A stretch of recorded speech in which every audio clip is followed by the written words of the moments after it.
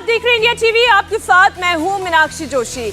मोदी की बिसात क्या यादव चलेगा मोहन के साथ? राज्यसभा चुनाव में लगे विधायकों में सेंध क्या अब चुनेगा अखिलेश का वोट? हम बात कर रहे हैं मध्य प्रदेश के मुख्यमंत्री मोहन यादव, जो कि लगातार दूसरे दिन आज उत्तर प्रदेश में हैं। यूपी की 80 सीटों को जीतने के टारगेट में मोहन यादव का किरदार तय कर दिया गया है। अखिलेश यादव पर सीधे अटैक कर मोहन यादव ने बिगुल फूंक दिया है।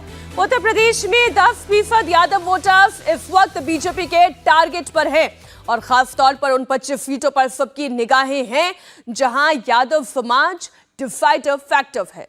जी हां, 20% यादव वोटर 15 जिलों की लोकसभा सीटों पर जीत और हार तय करते हैं। इससे पहले अखिलेश के विधायकों को तोड़कर अब मोहन यादव को फ्रंट पर लगाकर बीजेपी ने क्लियर मैसेज दे दिया है कि अखिलेश यादव के हर दांव को वो उत्तर प्रदेश में फेल करेंगे। मोहन यादव ने लखनऊ में कल यादव महाकुंभ को संबोधित किया और सीधे यूपी के 10% यादव वोटर्स को टारगेट किया। अखिलेश यादव पर अटैक करते हुए उन्होंने कहा कि अब एक ही परिवार यादव समाज का ठेकेदार नहीं है। मुझे सीएम बनाया गया, इससे यहां कुछ लोगों के पेट में दर्द हुआ।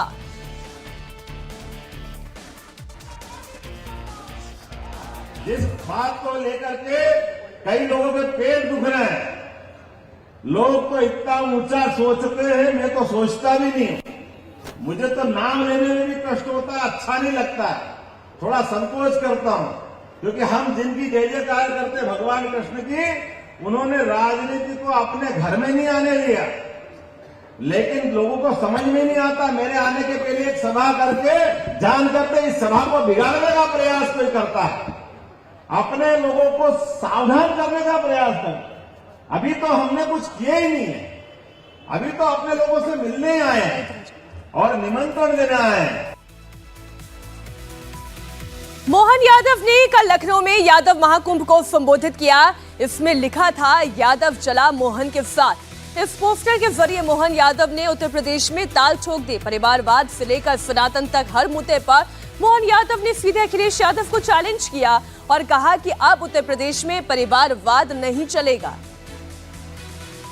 उत्तर प्रदेश की वो धरती है जो नारा ही लगाती, नारे को सार्थक भी करती है। जय यादव, जय माधव।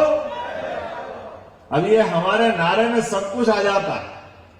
ये जय जयकार किसी समाज विशेष की नहीं है, किसी जाति विशेष की नहीं है।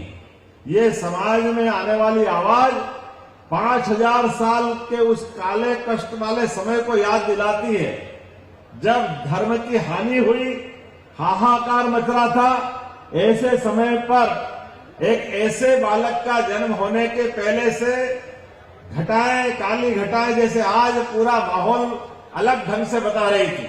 ऐसा लग रहा था भगवान कृष्ण का वो जीवन का काल जब उनका अपना जन्म होने वाला है। इंद्र उस समय भी परीक्षा ले रहा था और इंद्र आज भी परीक्षा ले रहा है। मुझे इस बात की प्रसन्नता है, मैं जिनके सामने बात कर रहा हूं, ना ये उस समय झुके थे ना ये आज झुके हैं, जैसे थे वैसे के वैसे ही है।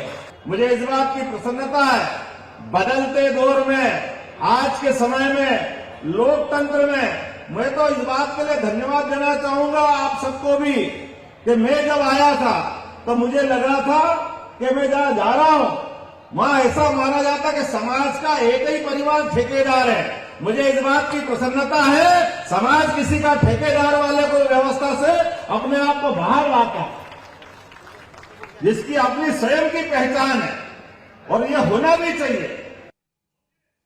और वैसे भी बीजेपी की तो रणनीति ये है कि जहां पर परिवारवादियों का बोलबाला है, वहां पर प्रहार और ज्यादा कड़ा होने वाला है। आपको बता दें, उत्तर प्रदेश में 10% यादव वोटर्स करीब 40 से 50 सीटों पर अपना प्रभाव रखते हैं। आइए ये पूरा फैक्टर आपको समझा देते हैं।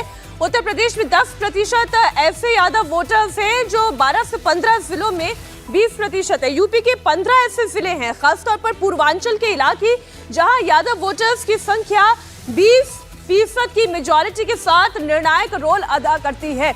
इसमें हम अवध और बुंदेलखंड की बात कर लें तो इस बेल्ट पर भी यादव वोटर्स का खासा दबदबा है।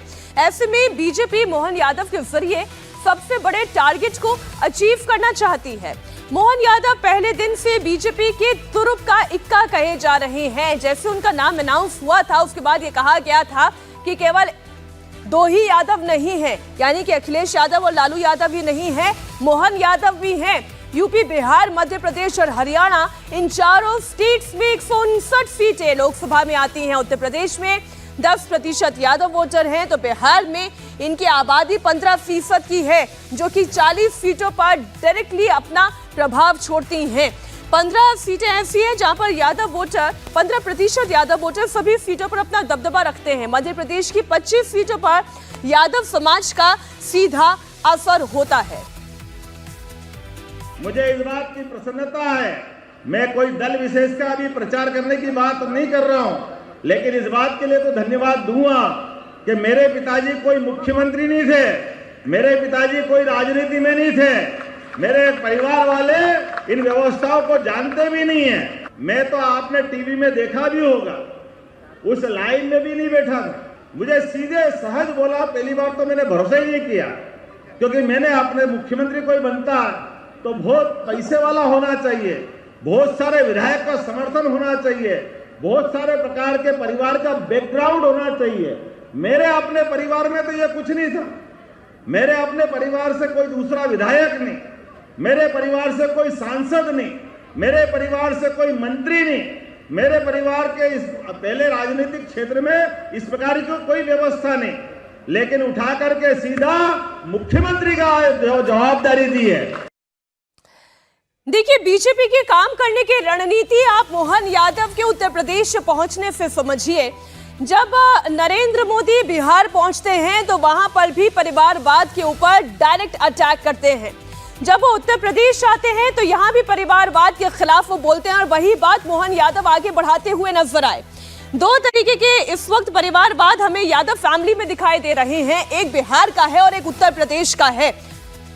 इस वक्त प्रधानमंत्री नरेंद्र मोदी भी तेलंगाना पहुंच चुके हैं। तेलंगाना के आदिलाबाद में 56,000 करोड़। दुनिया में भारत ऐसी इकलौती ओनली बड़ी अर्थव्यवस्था बनकर उभरा है जिसने पिछले क्वार्टर में 8.4% की दर से विकास किया है।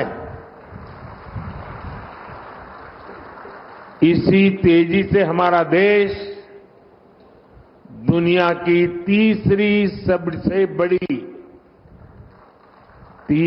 सबसे बड़ी अर्थव्यवस्था बनेगा,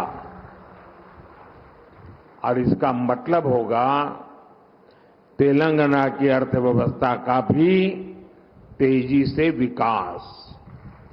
साथियों, इन 10 वर्षों में देश के काम करने का तरीका कैसे बदला है, आज ये तेलंगाना के लोग भी देख रहे हैं। पहले के दौर में सबसे ज्यादा उपेक्षा का शिकार तेलंगाना जैसे इलाकों को ही इसकी मुसीबतें झेलनी पड़ती थी। लेकिन पिछले 10 वर्षों में हमारी सरकार ने तेलंगाना के विकास के लिए कहीं ज्यादा राशि खर्च की है। हमारे लिए विकास का मतलब है गरीब से गरीब का विकास, दलित, वंचित, आदिवासियों का विकास। हमारे इन प्रयासों का परिणाम है कि आज 25 करोड़ लोग गरीबी से बाहर आ चुके हैं। ये हमारी गरीब कल्याण योजनाओं की वजह से मुमकिन हुआ है। विकास के इस अभियान को अगले 5 वर्षों में और तेजी से आगे बढ़ाया जाएगा। इसी संकल्प के साथ मैं आप सबको बहुत बहुत धन्यवाद देता हूं। अभी 10 मिनट के बाद मैं पब्लिक कार्यक्रम में जा रहा हूं। बहुत सारे विषय उस मंच के लिए ज्यादा उपयुक्त है, इसलिए मैं यहां इस मंच पर इतनी ही बात कह करके मेरी वाणी को विराम दूंगा।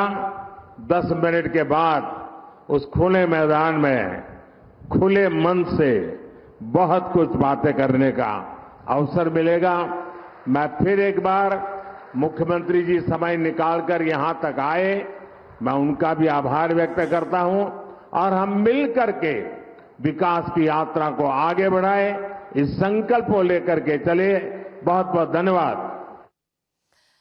तो आपने सुना प्रधानमंत्री नरेंद्र मोदी को, उन्होंने कहा कि 25 करोड़ लोगों को गरीबी की रेखा से बाहर निकाला है। 10 सालों में देश में काम करने का तरीका बदला है। उन्होंने कहा कि ये राजनीतिक बात के लिए उपयुक्त मंच तो नहीं है, इसलिए मैं भी इंतजार कर रहा हूं अगले कार्यक्रम के जरिए आप ये मानकर चलें कि जब प्रधानमंत्री नरेंद्र मोदी बोलेंगे तो वो दक्षिण की 120 सीटों की तरफ अपनी नजर और अपनी रणनीति लोगों के सामने रखेंगे। तो बात दक्षिण की है, लेकिन दक्षिण में किस तरीके से प्रधानमंत्री नरेंद्र मोदी तेलंगाना के विकास की बात करते हैं और विरोधियों पर वार करते हैं, वो हम आगे आपको बताएंगे। लेकिन उससे पहले एक बार फिर से बात उत्तर प्रदेश की और बिहार की। मोहन यादव किस तरीके से बीजेपी के लिए तुरुप का इक्का साबित हो रहे हैं या हो सकते हैं, ये हम आपको समझा रहे हैं। आप देखिए, इस वक्त प्रधानमंत्री नरेंद्र मोदी जहां परिवारवाद के खिलाफ वार करते हैं, तो यादवों के बड़े ब्रांड एम्बेसडर बीजेपी के मोहन यादव हो जाते हैं, जो लखनऊ में इस महाकुंभ को जब संबोधित कर रहे थे, इसके जरिए सीधे यादव वोटर्स को क्लियर मैसेज दे रहे थे। ये बीजेपी की ओर से मैसेज है। क्या कहा उन्होंने, आइए आपको एक बार फिर सुनाते हैं। कार्यक्रम, इसका मकसद क्या?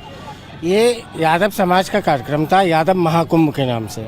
ये पूर्ण रूप से गैर राजनीतिक कार्यक्रम था, सम्मेलन था यादव समाज का, और जिसमें माननीय मोहन यादव जी को मुख्य अतिथि बनाया था। आप कह रहे हैं कि इसमें सियासत नहीं थी, लेकिन क्योंकि लोकसभा चुनाव आ रहा है तो ये कहा जा रहा है, ये माना जा रहा है कि ये जो पूरा सम्मेलन था, अखिलेश यादव का जो यादव वोट है उसमें सेंध लगाने की कोशिश। नहीं, सेंध लगाने की कोशिश नहीं है। अब मान लीजिए समाज में कोई दबा कुचला व्यक्ति है और उसकी आवाज़ अगर पहुंचानी है, आप नहीं सुनेंगे तो हम किसी न किसी माध्यम से या किसी न किसी स्तर पे हम अपनी बात तो रखेंगे। इसमें कोई राजनीतिक वैसी कोई बात नहीं है। ये हम लोगों का अपना सामाजिक कार्यक्रम था और जिसको पूरी तरह से सफल। आपने जैसे कहा कि बात नहीं सुनेंगे, तो कौन, आप जैसे यादव समाज की बात कौन नहीं सुनेगा? यादव समाज के जो ठेकेदार बने हुए राजनेता हैं या फिर मंत्री ले लीजिए या कोई भी है, जो बात नहीं सुनेगा, अपने स्तर तो बात पहुंचानी ही पड़ेगी। अगर नहीं समझेंगे तो हम लोग आगे बढ़ाएंगे। अभी तो हम आपस में ही बैठ के अपना सामाजिक स्तर पे अपना वो किए हुए हैं। अभी तक ये माना जाता है कि जो यादव हैं उत्तर प्रदेश में, वो सब समाजवादी पार्टी के साथ माने जाते हैं, तो आपको क्या लगता है कुछ बदलाव? ऐसा कुछ नहीं है। समाजवादी पार्टी कोई यादवों की ठेकेदार नहीं है, कोई यादवों की ठेकेदार नहीं है समाजवादी पार्टी। यही बता, जो यादव समाज का भला करेगा, यादव समाज उसके साथ जाएगा, जो यादव समाज के लिए काम कर रहा है। देखिए, भारतीय जनता पार्टी ने कितना अच्छा काम किया है, माननीय मोहन यादव जी को मध्य प्रदेश का मुख्यमंत्री बनाया। तो यादव कोई किसी समाजवादी पार्टी से, किसी पार्टी से हम लोग बंधे नहीं हैं। लेकिन मोटे तौर पे ये माना जाता है कि जो यादव है वो समाजवादी पार्टी के साथ जाते हैं। नहीं, ऐसा नहीं है। जो अच्छा काम करते हैं उनके साथ जाते हैं। यादव समाज भी भारतीय जनता पार्टी में माननीय भूपेंद्र यादव जी, माननीय हंसराज अहीर जी, माननीय मोहन यादव जी, ये सब यादव ही तो है। अच्छा, तो इस चुनाव में आपको लगता है कि यादव बीजेपी की तरफ आएंगे? बिल्कुल आना चाहिए। हर यादव तो छोड़िए, हर हिंदू, हर लोग जो है, नौजवान है, वो सिर्फ विकास की तरफ आना चाहता है। विकास की तरफ आ रहा, एक बस घरेलू राजनीति नहीं चाहता है कि एक घरेलू राजनीति है। अखिलेश यादव जी सिर्फ अपने घर को देखते हैं और सारे यादवों को सिर्फ अपना वो वोट मांग और कभी विकास की बात उनकी नहीं करते हैं। अब यादव सिर्फ विकास की तरफ चलेगा, जहां विकास होगा वहां यादव जाएगा। ये कोई रोक नहीं सकता। इस तरह से हमने देखा कि 2014 के बाद से 2014 का लोकसभा चुनाव हो या 2019 का लोकसभा चुनाव हो, 2017 का विधानसभा चुनाव हो या 2022 का विधानसभा चुनाव हो, बीजेपी ने जो ओबीसी वोट है, गैर यादव वोट, उसमें तो सेंध लगा ही लिए है, और जो दलित वोट है, जो उसमें गैर जाटव वोट है, उसमें भी सेंध लगा दी है। तो अब ओबीसी वोट में, यादव वोट में भी सेंध लगाने की बीजेपी की ये कोशिश मानी जा रही है।